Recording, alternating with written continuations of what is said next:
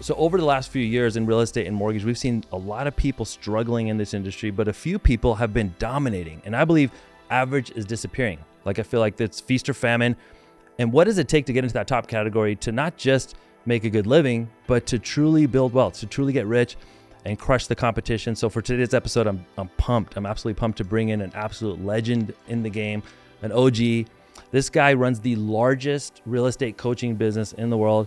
He's trained millions of agents over the years, 30 years in the game. Thank you so much for being here, Brian Buffini. Thanks for having me, Neil. Look forward to it. I want to get straight into tactics, Brian, because like I said, there's a lot of people who are struggling, honestly. Like I talk to agents and I really believe it's feast or famine. I see these people like, dude, I'm doing well. But then a lot more people are like, man, it's been a rough few years since rates went up and the market got tight. And so from your experience, and you're in the game right now, helping people in the trenches, what is that difference between those who are doing well and those who are struggling? Well, you get used to the wrong thing.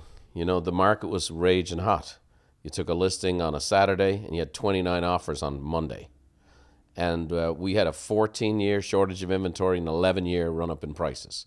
I'm 40 years in the real estate business. You know, the prices used to go up for 3 years and then come down for 18 months. Up for 3 years, down for 18 months. That was the cycle for 100 years. Wow. So we've had this raging hot market, artificially low interest rates in response to COVID. Gave people money, so they had extra savings. The highest savings rate in the history of America was 2022. The lowest savings rate in the history of America is today. Wow.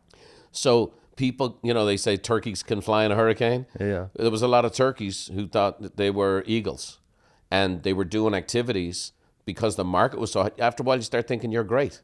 Yeah. You know, you'd be like an order taker. Yeah. Well, look, I got 6 kids. I got one kid. He can eat pizza, beer, ice cream, whatever else. He's got 6% body fat. No matter what he does. If I walk by him, I hear myself getting fatter. You know what I mean? Yeah. And I tell him, you know, when you're 40, that's not going to work. You're going to have to do the thing. You're going to have to eat better. And he works out, but you're going to have to eat better and take care of yourself and so on and so forth. Those fundamentals were considered passé when the market was raging hot. And so when you see people who are struggling, it is because of the lack of fundamentals, period. There's nothing else. Yeah. They have not been doing their fundamentals. They don't have skill in their fundamentals. Skills erode if you don't use them. Yeah. And right now we have a huge disparity between highly skilled, highly proactive, and highly unskilled, highly passive. Yeah. And instead of the 80-20 rule, right now it's 90-10. Yeah, it makes sense. And I think it might even get to a 95-5. Very possible. And it is getting that difficult. And I think the easy money's been made. But I also believe, Brian, that because of how weak the competition is, there's never been a better time to really lock in and just dominate, because you would be surprised. Like just a few things, like you said, in our sidebar conversation, like there's a few things people are doing who are in the winning category that they just consistently do and they win. So sometimes it's not necessarily this like shiny new object, but it's the traditional thing. So for today, we're going to get into like some tactics, some traditional stuff, but then also some things that maybe you're missing. And I feel like, you know, what you just said is veggies. You know, you got to eat your veggies. Yeah. Right. So be healthy. Yeah. Well, people want candy. Right. You know what I mean? That's what they want. They're like, hey, what's that thing you just did? What's that thing you know, what's the email? What's this? And so I feel like both are important, but at the end of the day, like, yes, you have to do it consistently. So we're going to give you guys some stuff here that you can use. And I feel like even for the mortgage people listening, mortgage people, at the end of the day, you're selling the same thing. Yeah. You're selling, people don't care about a loan, they care about a home. And also a lot of people in our industry, just really quick, I'd love to hear your take on this. On the mortgage side, I believe the biggest value you can provide is helping your agent partners grow their business so that you can get more referrals. And when people say provide value, like truly provide value. Yeah. What's your feeling on that? 100%. And come alongside and partner. In fact, if you're working with an agent who views you as a transactional, do you have the lowest rate? That's not a partnership. Okay. Yeah. What you're looking for is you want to help generate referrals for the agent so that they'll generate referrals for you. Yeah. When you're working with their client, you're like, hey, just so you know, Neil is awesome. Neil's going to do a great job for you. Neil's going to take great care of you. I'm here. I'm all the time. I'm here. I'm part of Neil's team.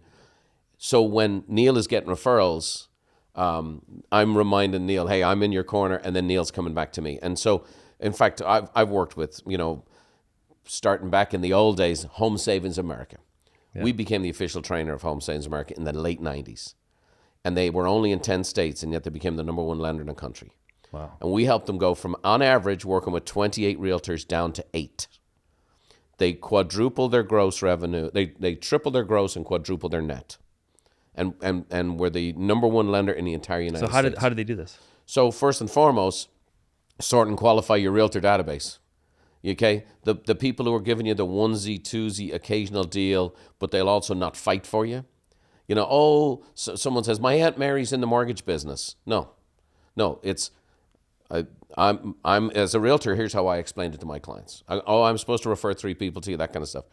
My lender is my anesthesiologist. I'm your surgeon. Wow. I'm not going into surgery with your Aunt Mary as the anesthesiologist. And here's why. Because I need to be able to look someone in the eye when I present your offer and say, I know Neil's going to get it closed. And Neil is the best. And Neil's the best at what he does. He'll be the fair price, but he's going to deliver. He's not going to bait and switch you. He's going to say, whatever I can deliver for you, that's what I'm going to deliver. He's going to be upfront with you. He's going to get all your documents up front. We're going to try to make this as painless as possible. There's always bumps in the road. Neil's the guy who's going to help us through those bumps. Yeah. And I'm going to help deliver you the home you want in the least traumatic possible way. So that's why when I endorse Neil as your lender, look, I'm legally supposed to refer you several more people, and I will. But if I was purchasing a home, my mom was purchasing a home, Neil's the lender I'm working with. Yeah, that's huge. And that's great framing for keeping them, making sure they believe that they're being well taken care of, which they truly are. And then also keeping things on track. So you touched on something there, which is really important. And I think everybody should be focused on this. This is the number one thing that you're selling in today's market. In a market where everybody is uncertain, I believe real estate agents, mortgage people, we need to sell certainty. We need to provide certainty. Yeah. So like Brian just said it, you like, okay, if I'm a lender, I need to be, my referral partners and the clients need to be certain that I'm going to provide great service and I'm going to get them to the closing table with the least amount of hassle. Same thing on the real estate side. When they're hearing from all these people, like, I'm not sure. I just think like we are in the peak uncertainty with the consumer today. Well, look, I mean, the numbers are overwhelming. The amount of people who've left the mortgage business in the last 5 years is staggering. Yeah. Guess is it what? the same on the real estate side? It's not as much. And the reason being is, you know, when you're in the mortgage business, typically people are not doing it as a part-time capacity, okay? Realtors can do things in a part-time capacity. Okay. And so they pay their dues to the National Association of Realtors. Now, we're at 1.56 million members last year. I expect it to go down about 1.25, okay? But the mortgage business has been thrashed. Now, here's what I'm going to say. You know, when do you buy stocks? At the bottom. When is the time to be in the mortgage business? Today. Because here's what we know. We're watching all the stuff with Doge. We're looking at them cut the expenses. If they can cut the expenses in government, the rates will come down in a healthy way. It'll be the first time in 20 years that the rates weren't artificially jiggered by the Fed. Yeah. Right now, the Fed cuts rates and the interest rate goes up because the bond market and the market goes, we're not buying it. If they can cut the debt, which it seems like they're going to, we are going to see a natural, authentic reduction in rates. When that happens, Katie barred the door. Yeah. Katie barred the door. And we know what the delta is. The new construction companies are the ones who test the rates. They've got all this new inventory and they buy down the rate. And what we know is this, the magic number, that is an irresistible number, is 5.8%. Now, what that means is at 5.8% as a seller, I'm willing to walk away from my 3.9, 3.8, 4% loan on my house to move. So we need that kind of inventory. And then the second thing is that 5.8 is an irresistible number for the buyers. So this has been proven now for 7-8 months on the new home construction business. I believe, and again, I know there's lots of prognosticators out there. If they cut the rates, we'll see that in the fall. Yeah. If they cut the debt, I'm sorry. So if they cut the debt, the rates will fall. If the rates will fall, who's going to do the mortgages? Who's going to do the mortgages? 70% of your competition has left in the last 5 years. They're gone. Yeah. There's nowhere actually to get a mortgage. So now is the time to be building the relationships with all your past customers, with your database, and with your realtor database. Yeah. And so we have hundreds of lenders we coach, and they do better than our realtor clients because they have a consumer database and a realtor database. And if you work both databases, build up those relationships, provide value, when those rates come down, you will need, in Jaws, we're going to need a bigger boat. Yeah. You're going to need a bigger boat. Huge. And same thing on the real estate side. I feel like we saw it in September 2024. We saw rates touch that 5.9, and I saw an immediate increase in demand. Yeah. And so it's literally that simple. A lot of people say, well, 7%, 8%, like what does that do? It really does hurt the market because it cuts out millions of buyers from potentially buying. And then also it makes wealthy people feel poorer. That's the problem. It's like people don't talk about this, but like when money's expensive, you just buy less shit. You know what I mean? Like that's just the bottom line. Yep. Even if you're rich, bro. Like I'm kind of rich, and I feel like poorer when the rate is 8% because I don't want to take out a loan. So then I get conservative, and I'm like, you know what? I'm not going to borrow money. Sure. I'm not going to leverage myself because I can't get the return in the stock market. The money costs more than I can get the return. Exactly. As soon as that delta changes, like you said, things flip. And I believe that, I don't know who said this, but they said on the bottom, when things are falling, stocks are falling and markets are falling, risk happens fast. Well, it also works the other way. Yeah. You can see things flip. And so I think everybody should be prepared for an increase in business when that happens. And I think that is a huge thing as far as cutting the debt, because it's not just that they would be cutting the debt. When they, like the critics of this will say, hey, the amount that they're cutting relative to the overall debt is small. It is. It's not about that. It's about the signal it sends to the world that the U.S. is getting its financial house in order. Right. And then U.S. bonds will be more in demand. They're already in demand. There's always a floor for U.S. bonds because it's the best, it's the best house in the neighborhood, right? But in this environment where they're actually getting it dialed in, it's going to be a huge difference. So I truly believe that. I don't know what the timing will be, but I'm with you on that. And then as far as like getting prepared for this moment when there's more transactions, because I do feel like people have been waiting. Yes. So, and that's, hope is not a strategy, Right. So it's like, hey bro, what are you doing? Well, I'm waiting for rates to come down. Well, you're going to die in the meantime, because people have been waiting for 2 years. Yeah. And so if I came to you, Brian, I was like, okay, I'm a real estate agent. Okay. And I'm closing like 5-6 deals. My wife's kind of mad because I'm working all the time. I'm not bringing home the bacon like I used to. Yep. And you know what, dude, I don't want to leave the industry. I don't want to get a part-time job doing something else. What do I do to grow my business right now? I'm just doing a few deals. Well, first of all, obviously you got to get more proactive with your lead generation. I mean, most people are waiting, not working. We teach a working by referral system, not a waiting by referral system. And most people are just waiting. So what is that exact system? Well, you know what? We encourage people to sort and qualify a database. Who are your A-plus people, the people who are most likely to refer you, right? People who've referred you in the past. And the goal is to spend more time with those people. Those are the folks you take on a lunch. Those are the folks you pop by and see for coffee. So you spend more time, where the water's the warmest. Then you have your A clients or past customers, people who send you a referral once in a while. Then you'd have your B clients. Again, they'd be in the past customer phase, but you haven't really received a lot of referrals from them, but you haven't really been interacting with them. Yeah. And then you got new people you bring into your database. So you sort and qualify your time based on your activities. And then what we have is a system of contact, care, and community. Contact would be the digital side. Making a phone call. How about that? When was the last time you called somebody? Hey, how you doing? So it's the 3 C's. You said contact, care, community. Okay. So you have your contact outgoing systems, making their phone ring, knocking on their door, saying, hey, how you doing? Bring a little gift. Go and contact them. The care side, that's where you go and you take them for a coffee. You have a lunch with your best clients. One of the things for a lender that we recommend is go and get your very best realtor client and ask them to bring another realtor with them and go take them both to lunch. Yeah. Okay? Very easy way to pick up a great client. So the care side, we do these pop buys.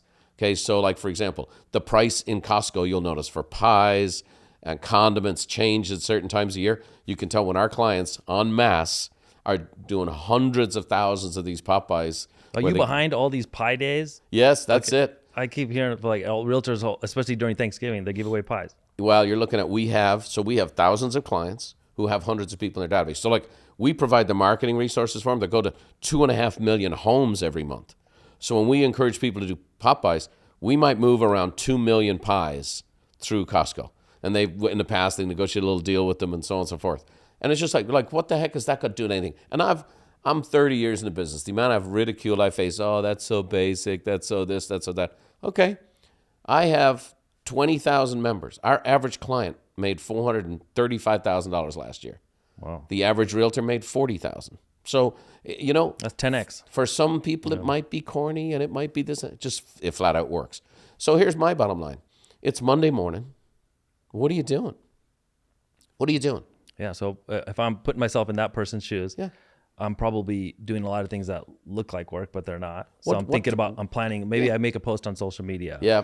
Maybe I look into the latest and greatest strategy. Maybe I send a couple emails. I follow up with a couple leads that don't want to talk to me. Yeah. And then, maybe I'm thinking about doing things and not doing things, probably. Well, what if I told you we surveyed 15,000 agents and asked them in depth what they did hour by hour every day? Not our clients, just regular real estate. The number one activity for a real estate agent during the day is run errands. Wow. Number 2 activity, scroll social media. Number 3 activity, email. Okay? You get paid for none of those activities. So when you look at it's just very simple. Everybody's hour is worth something. So when you have people who spend the majority of their day doing things they don't get paid for, the majority of their day they don't get paid. Yeah. It's as simple as that. So what we try to do, I'm going to say this, our best clients, 2 hours a day. If we can get them doing lead generation activities for 2 hours a day, they'll make over $500,000 a year. It's that simple. Yeah. So what are those activities, lead gen? So I know you're talking about taking care of the database, making sure you connect with people that they know you care about them, that you have a community of past clients that view you as the guy or gal. So I get that part. As far as getting new people, so is the goal is to just activate those people and get them to send you more people? Well, you start with the referral, right? So, it's upward of 80% of all the business in the marketplace is repeat and referral customers. So that's where you start. The thing is, everybody wants to talk about all the new and exciting stuff. Is your fundamentals down? So when I say to people, okay, write 5 personal notes a day. Our company produces 21 million personal notes a year for our customers. We send them a little kit, mail this stuff out to all your customers, and write these notes. And it's the hardest thing in the world to get them to do this. I'm going to have it on my tombstone. Did you write your friggin' notes?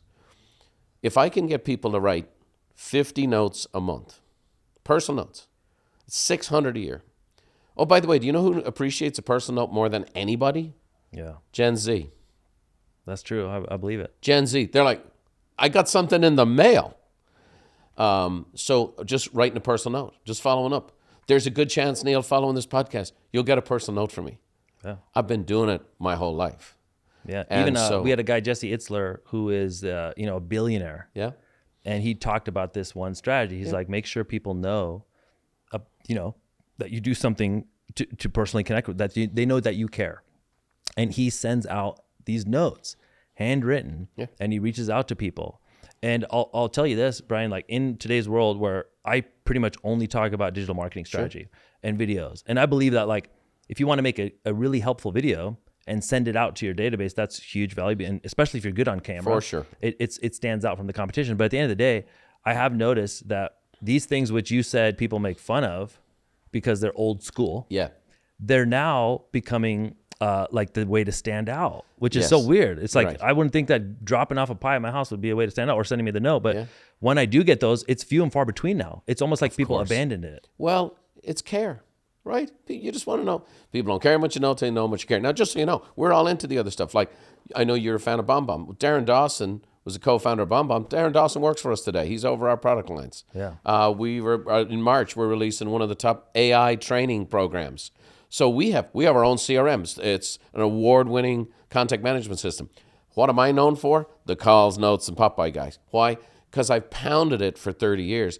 Because if I can get people to do that, then we can do the other stuff. So here's what I'm going to say. Calling your database, visiting your database, writing notes to your database is like the ground game. That's the ground game. That's 3 yards in a cloud of dust. Fundamentals. Now, digital marketing, AI, all of the social media posts. Now it's a passing game. And we live in a passing game world.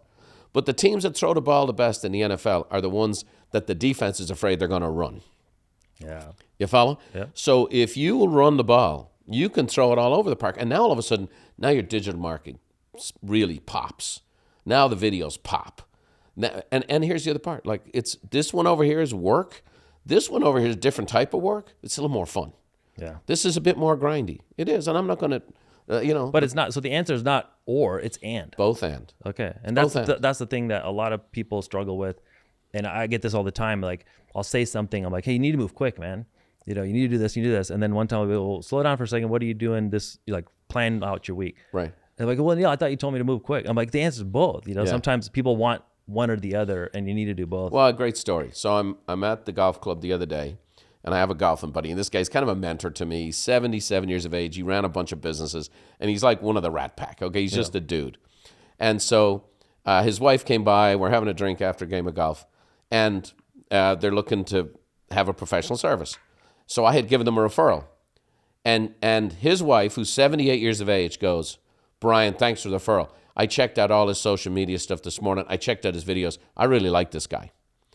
She got the old school referral, which is how business has been done for hundreds of years, which comes from the fundamentals, because I have a relationship with the guy.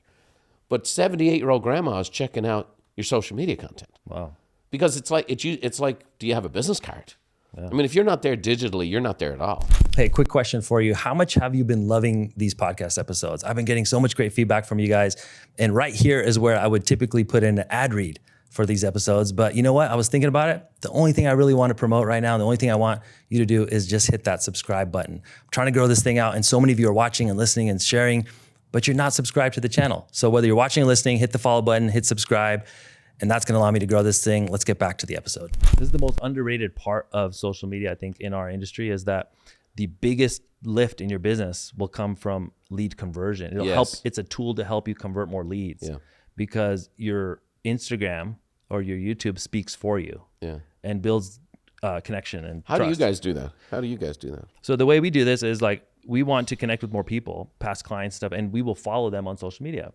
Like make sure you're connecting with them. And so for me, when I want to show people I care, if one of my past clients posted about their daughter graduating college and I leave a genuine comment, like that is just as powerful as a pop-by right now, because 100%. that person may only get 2 comments or no comments, and mine stood out. It needs to be genuine. You can't use a bot to do this, by the way, because I've seen people do this wrong, where somebody was in the hospital and then they had their bot responding, "Hey, great to see you." And I was like, you just ruined everything. You know what I mean? Like, so you need to actually take 20 minutes or an hour, whatever you want to do.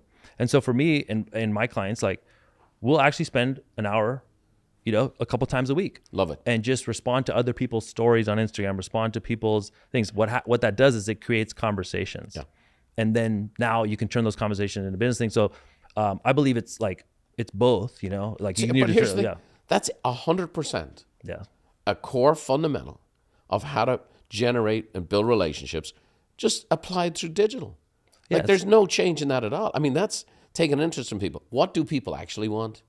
And what has been promised for 40 years in my career is this new technology, it's going to, once it comes out, you get to sit on the beach and they're going to print the checks and send them to you. When the internet first came to real estate, websites, I mean, the way those were packaged to the real estate business is you're going to have people take virtual tours of the house. They're going to click, add this to my shopping cart, and you're going to get a commission check. I was at a national convention, and I was the speaker after this guy went, in front of 12,000 people. He had visuals and whatever else, and people lining up out the door to buy the stuff. Yeah. And I came on, I was like, this is so funny, I don't know where to start. Okay? I don't know where to start. People will never be clicking, add this to my shopping cart, unless they happen to be BlackRock, or State Street, or those guys. So the fact of the matter is, what you're describing is not even to me, it's not both and, it's and. Yeah, it is it. That's the game. You're building relationships, taking an interest in people, contact, care, community. And then what's really cool about this is when you do that, now they might come back to your social, so that you might, if you were a potential client, either an agent, referral partner, financial advisor that I want to connect with, or a past client, and I leave a comment or respond, if we haven't connected in a while, you might be like, oh, what's Neil up to? Who is this? Or you might have forgot about me. You might be like, who's Neil? And you'll come to my page. Yeah. If you come to my page, you're going to see a lot of helpful content, a lot of good content that shows that I know what I'm doing. It shows my competence. It shows that, I'm a thought leader. So then now that helps me convert. But at the end of the day, it's not build it, they will come. It's like build it and then leverage it, like really use it. Like if I'm texting you, I'm not giving you my business card, I'm texting you my Instagram. And you're going to watch a video, and that's going to do way more for you than if I handed you my card. I love it. So it's just like those are the things that I think would help. And so when you think about AI, I know you brought up AI and you guys are doing stuff there. What do you feel like? I heard this quote, and I'm not sure who originally said it because now it's been repeated so many times, but it's like, you will not be replaced by AI. You'll be replaced by someone who knows how to use AI. Yeah. Right. It's supposed to help you do more. Yeah. And really scale your business. So what is your thoughts on that? Well, I mean, I can tell you right now, what we're using AI 80% for is for back end, organization, structure, allowing you to spend more time in front of your customers. Now, there are some cool algorithms that they have with AI that allow you to do market segmentation. So you can specialize marketing. Specialize, okay, this message and this application for these 10 people, not for these 10 people over here. But it all gets back to that same principle of you making the comment on the daughter's graduation. Can I give you the big secret from the largest coaching company in the world? The people who do the most activities make the most money. Yeah. It's that simple. If the people who actually are doing the lead generation activities, actually out in front of their customers, who do the most activities in the space of a month and then a year, those are the people who make the most cash. And what does everybody else want? How do I buy the system? How do I sit back? I want the leads to come to me. I want to make sales, and I want to make a boatload of money. Yeah. And that's the world we live in. And we live in a world, look, I have hundreds of employees. And post-COVID, getting them back to come into the office and all that stuff has been a real interesting time, and those kinds of things. And there's some good with it, and there's some not so good. I'm just going to say this. I came to America with $92 in my wallet. If I came here today, I would be a millionaire in 12 months. Wow. Because the average American is asleep at the switch and lazy. Yeah, and that's your competition. That's your competition. People in real estate, people in lending are asleep at the switch and lazy. And I know that's not a popular thing to say, but I'm just sharing with you. I have a couple of guys I just sponsored to come to this country who've been here 18 months who are killing it, who can't believe how great the market is. They can't believe. They can't believe how fantastic America is. They can't believe how great the people are to deal with. They can't believe that this person I just made $15,000 helping this person, and they referred me to another person, and I'm going to make $15,000 with that person. They're shocked because they're coming from somewhere else where it's not as good. Yep. So I just think the average person is right now, I think COVID brought in a level of laziness, honest to God.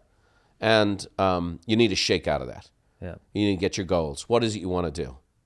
I traveled the country in my own Learjet for 17 years, around this country. I came here with $92 in my wallet, the son of a house painter. And what got me there? Building relationships with customers, writing personal notes, making phone calls, following up and delivering pies, doing that kind of stuff. The bottom line, this is still by far the land of opportunity. This is still the best place. You would talk about the great equalizer in society, the real estate and mortgage business. It's the most fair business in the world. It doesn't matter who you are, where you came from, what your father did, how much money you have. If you will build relationships, do the right thing by people, and go work your butt off, you will become a huge success. What a fantastic thing. Yeah, that's huge. So as far as like doing the work you talk about, that's the differentiator, and doing it consistently. So I think like that's the number one thing people tell you, be consistent. So when you talk about being consistent, and by the way, I have a little bit of ADD, so I'll bounce around here. You just said something I need to touch on, and then we'll go back. Okay. You said you'd flying around in a Learjet. Okay. I'm just wondering, is that a tax thing? Like, or because that's one thing I've always wondered, like, you talk about Grant Cardone, all these guys are like, well, buy a plane, and as I've done a lot more speaking, travel has been like the biggest headache, and flying around. So when did you get a private jet, and what was the motivation behind that? First of all, it started after 2001. Okay. And 9/11 had just happened. And I was doing 100 seminars a year. The second thing is I looked at the marketplace and I saw a lot of the people who were doing public speaking and traveling all the time were married 3 and 4 times. And I wanted no part of that. Yep. So I'm married 35 years. I got 6 kids. And and then the tax opportunity came up. So following, there was a big recession. And so I bought my first Learjet, and I was able to get a good tax advantage.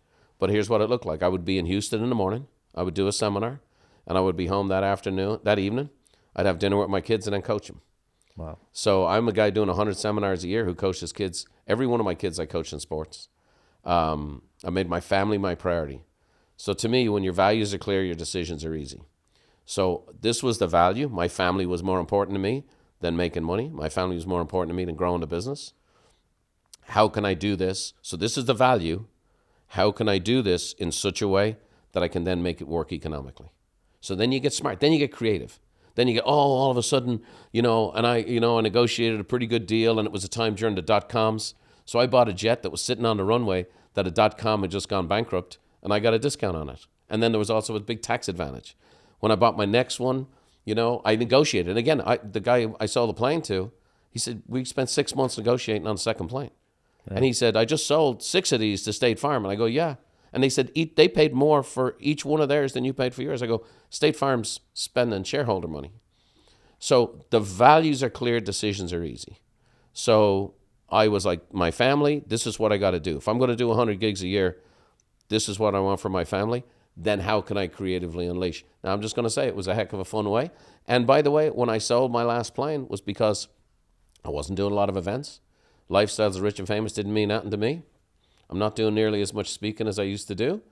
Sold the plane, and I just enjoyed. I have great memories of those 17 years. Yeah. But during that time is when you cemented your advantage and building this massive, massive business. Yeah, I was everywhere. Yeah. I was there. I would do 2 seminars in 2 cities in the same day sometimes. Yeah, because I didn't know you, coming up, because obviously I'm in mortgage, not real estate, but then also I just was familiar with your stuff. But then anybody where your name was brought up, they're like, that guy's a legend. And I'm like, how do you guys know this? And it's just because of that work you did for those decades, probably, yes. Right? Just being everywhere. Yeah. So, okay, so getting back to I want to get a plane, bro. How do we get a Learjet here, right? So let's get on this path. All right, so I want to make more money, right?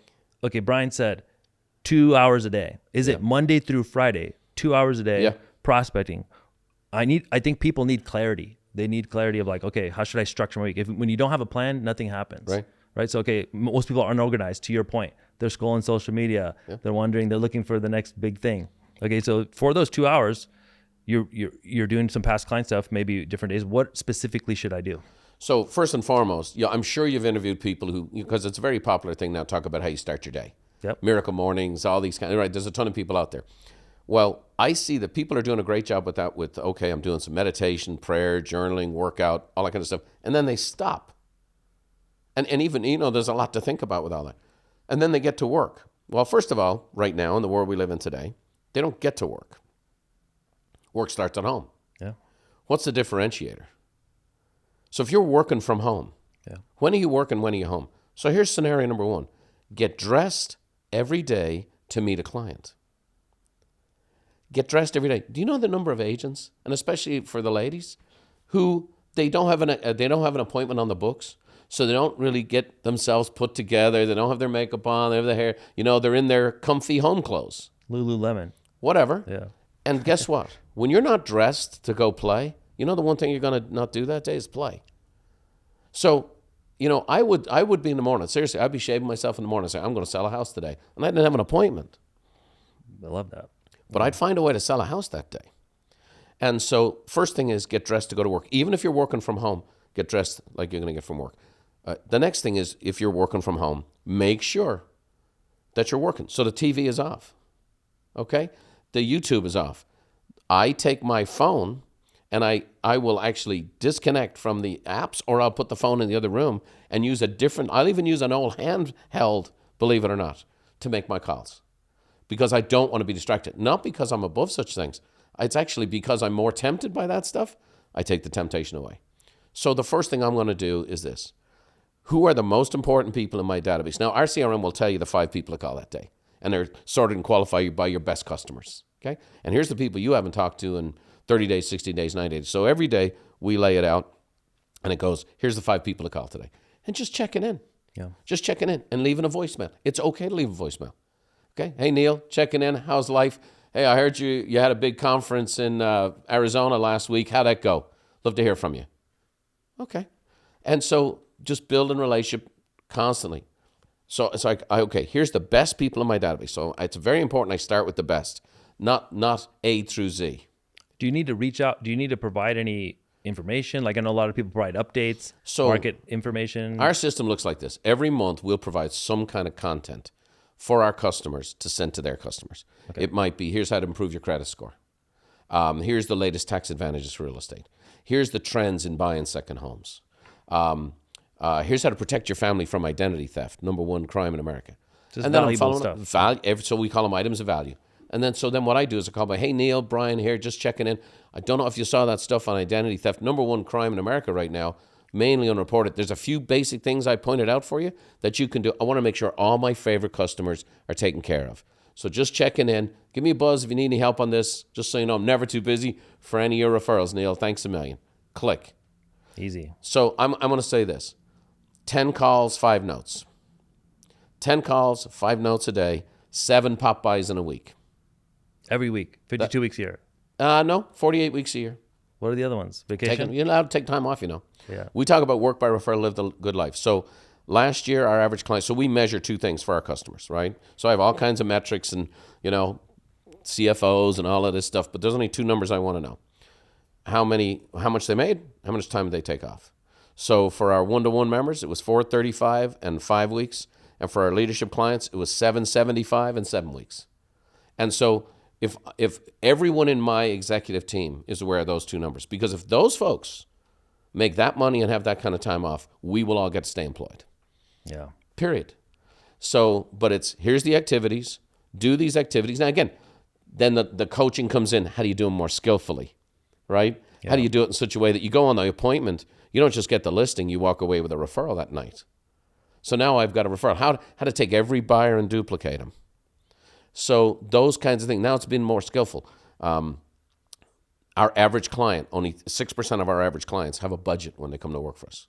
Yeah. So when we work with us, and so at the end of 18 months, 100% of our clients have a working home budget and a working budget for their business, non-negotiable, because we can help them make a fortune, but if they don't manage it, it's gone.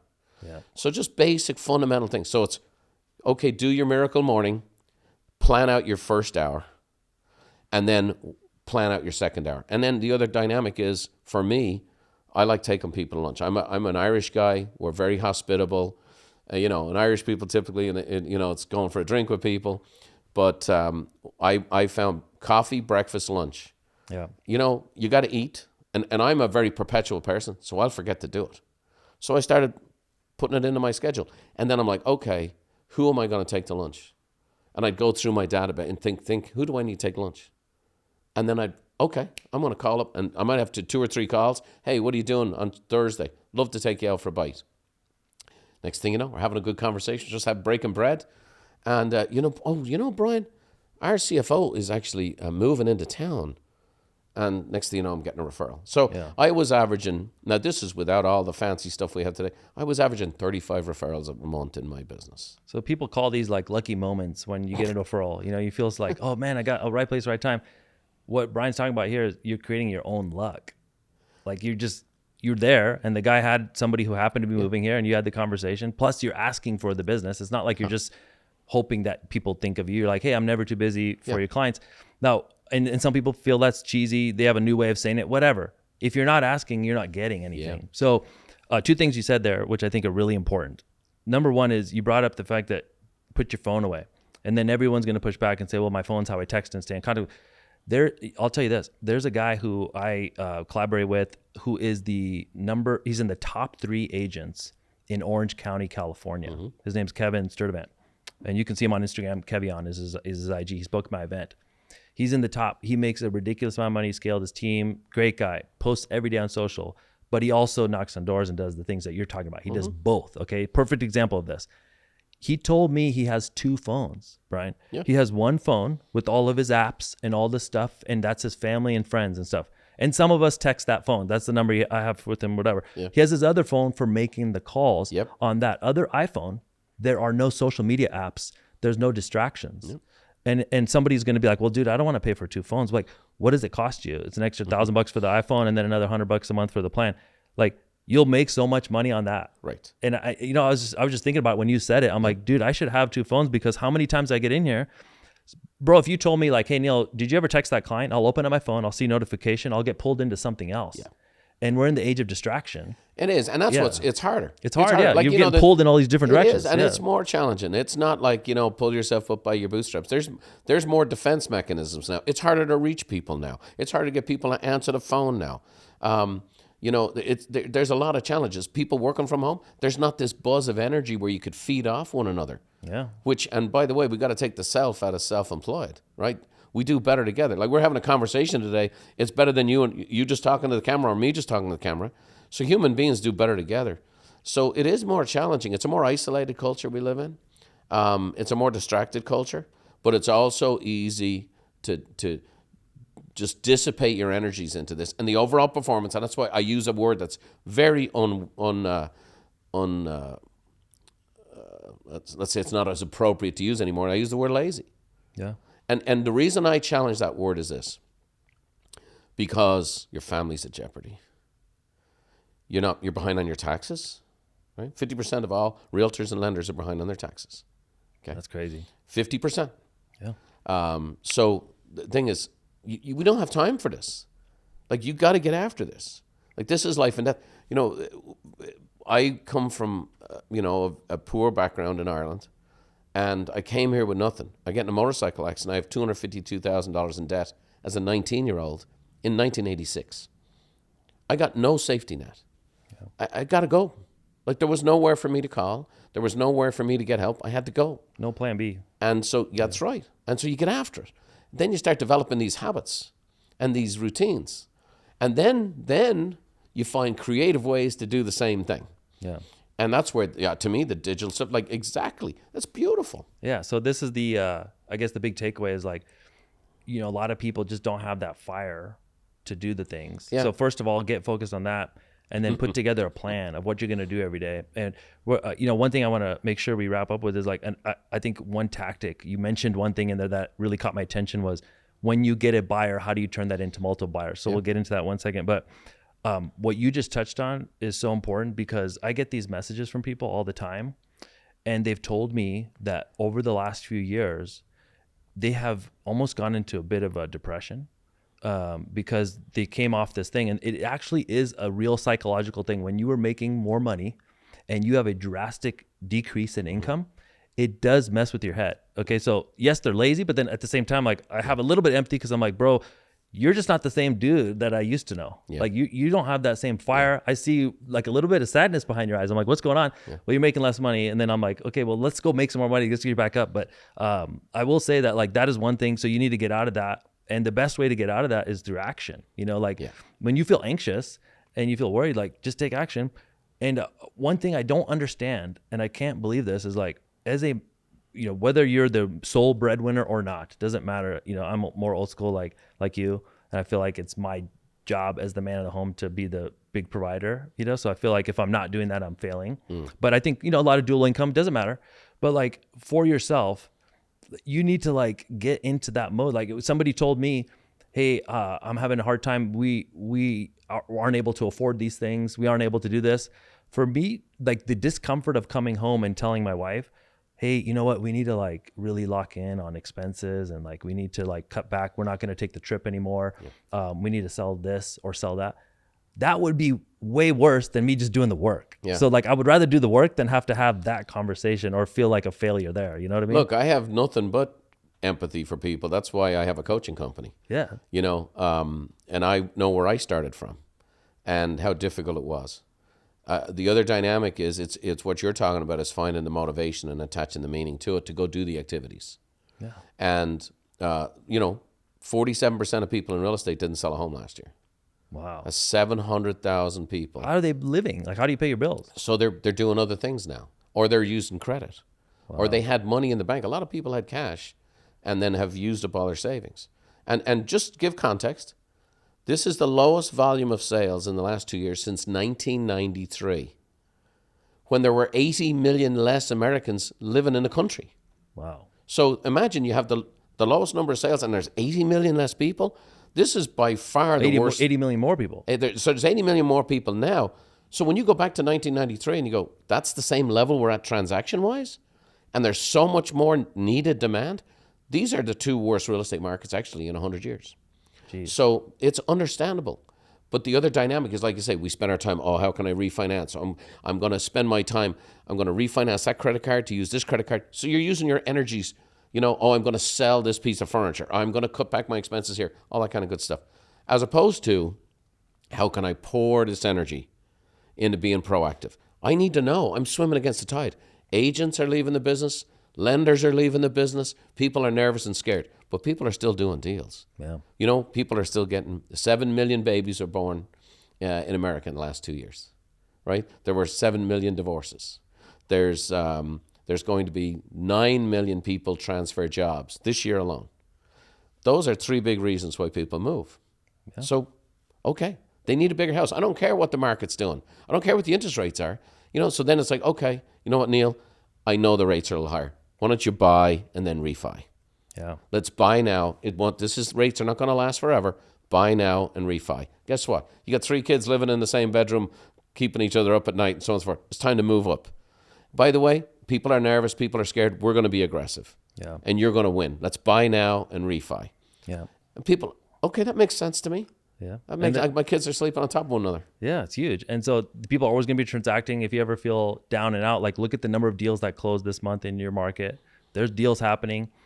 Example of this on the mortgage side is I saw a lot of mortgage lenders feel like rates are too high. Mm-hmm. So they're not helping their clients with cash out refinances. Look up in your market how many people pulled cash out of their home this month. It's a lot of people. Yes. Where are these people going? They're going to online lenders. Why? Because you believe the rates are too high to help them. So you should be reaching out to people and being like, hey, just so you know, people are sitting on a lot of equity. I noticed your equity is that, you talk about these calls you make. Mm-hmm. If you want to make the call, like let people know how much equity they have in their home. We use a tool called HomeBot, which automatically emails them their equity and starts conversations. But if you want to reach out as well, like, dude, you're killing it on this, on that purchase, man. You timed that perfectly. Great job. I had a little bit to do with that, but awesome. Yeah. But anyways, looks like you're sitting on about 200K in equity. And if you ever need to chat about maybe you have other debt, upcoming large expense, reach out. I've got some options and I can happy to walk through that with you. Brilliant. Perfect. That's right? brilliant. That's valuable. Well, so here's the key. We need to get away from ourselves and into our customers. Yeah. The average rate on a credit card in the United States right now is 28.5%. Yeah. Average rate. Just got published. Shocking. I thought it was 22. So if you call through your database and you get them a HELOC or something like that, and I don't know what's the rate on a HELOC today. Is it 9%? 9%? Yep. Well, if somebody goes from 28 or 25 or 22 to 9%, you just did them a huge solid. Yeah. And got them a little tax deduction as well. And somebody reached out to me. They were like, hey, I don't need anything, but what do you think about HELOCs? And I explained to them. And I just told him, look, bro, I think you should take a HELOC on your house just in case. The wealthiest people, the richest people don't wait till they need money to borrow it. They borrow it beforehand. Right. Look at like Apple and these huge the most successful companies in the world. They'll do a bond offering to raise money. Why? They don't need the money, but they'll do it in certain times to prepare for something in the future. You can do that with a HELOC and you don't even you have to pay a small fee annually, but for the most part, it's just there for when you need it. If you wait till you need it, they won't give it to you. Yeah. So that's just one thing I thought about. But I'll tell you this, what you said about, getting after it and stop looking at cutting expenses. How I got rich, just straight up is I stopped trying to focus on anything except for bringing in more deals. And I didn't care. I almost like disregarded everything else. And I remember thinking at the time I was in debt a little bit. I remember, we were not broke, but it wasn't like we were well off. We didn't have comfort. Like we would have money come in and it would go out. Yep. And it would be like, there was no comfort there. And I remember thinking like this, it's fine. We're not starving, but at the same time, this sucks because there's nothing left over and I'm going into debt. And all I did was I started to not care about the debt anymore. And even if what's the worst that happens if you don't pay a credit card or you don't what's the worst that happens if you go bankrupt? These are terrible things that people think of. Yeah. But the upside is what happens if you just focused on bringing in more income? If you brought in one more deal, you can't cut enough coffees, bro. I can't cut enough coffee or lunches to make up for what the impact of that is. So I think people focus on chopping expenses. You should just focus on bringing in more deals. I'll tell you a story. More deals cures everything in your life. Yeah. First of all, you're 100% right. You're just bang on. And the second thing is the philosophical or the mental approach that we like to encourage people to have is play like you have the money in your pocket. So a great example of this would be back in the 60s, Lee Trevino, the first Hispanic golfer in the marketplace. It was a very white sport, and he doesn't have any money. And he ends up winning the U.S. Open, and it changed his whole world, and he goes on to be a multimillionaire and a huge success and one of the greatest golfers who ever lived. And they said, Lee, we know you didn't have any cash when you came here. How were you able to make that putt to win the tournament? And he goes, well, I acted like I had the money in my pocket. So then I just went out and played golf. One of the things that, when we have, like I was in huge debt early on. One of the things we do to help people turn it around is you're broke 2 days a month. The day you get the bill and the day you have to pay the bill. The rest of the time, act like you're a person who has the money. And when you act like you're a person who has the money, it changes your approach to things. When somebody's in debt, they're like, well, what the heck? One more pair of jeans isn't going to kill me, right? It's such a small amount. What's the big deal? When you're a person who has money and you're trying to grow it, you go, hey, I'm not going to do that right now. I want to invest that money and make it grow. So I think you need to act like you're already the person you want to be. Act like you're the person who's at the production. If you're a person who wants to do 100 deals a year, what is a person who has 100 deals a year? How do they go through their day? Are they scrolling on Instagram right now? No. They're not. Are they stuck on YouTube? And great. No, they might watch the 6-minute version of Joe Rogan, not the 2.5-hour version. Okay. Yeah. So act like you have the money in your pocket. Become ahead of time the person you want to be. Yes. And so I didn't know anybody with money. I grew up poor. I grew up as a house painter's son, whatever else. But I started meeting people and connecting with people and learning and not putting on some phony thing, but it's like, that's how they think. And then I put that on long before I had the money. Yeah. So to me, being broke is a state of account. Being rich is a state of mind. Yeah. And so you got to put on that state of mind ahead of time. Yeah. It's a mindset of the rich that just are more comfortable with risk and taking risks and betting on themselves. And you start to realize like this was a huge mind shift for me, was I found out a lot of really successful people aren't smarter than me. No. It's just they were more comfortable with taking that chance and taking a bet on themselves. And so once I started doing that, then you start doing the work and you're like, man, this is the mindset. And it's a momentum thing. Yep. The boulder's hard when it's stuck. Once it gets rolling, it becomes easier to push. Yep. You know what I mean? So I think that's huge. By the way, everything you said today in terms of your strategy on what you should reach out and do, these are all pieces of content. So when I talk about content marketing, it literally is the same thing. We talk about, this equity strategy. We talk about, like we had a guy in our group, Brian, who said he reaches out to his clients to let them know, hey, have you set up a living trust? Did you know, like if something were to happen to you or your wife, like your home, it would go to probate. And that's a nasty process. I just want to make sure all my clients are taken care of and you have your home in a trust. If you need a referral, here's where I trust. Love it. He doesn't get anything out of that, but like it's something valuable. Yeah. He made the same thing. He'd been doing those calls for a decade. He made the same thing as a video. And you would think that's a boring video. Mm-hmm. It was his most viral video on social media because he goes, do you know what happens to your home when you die?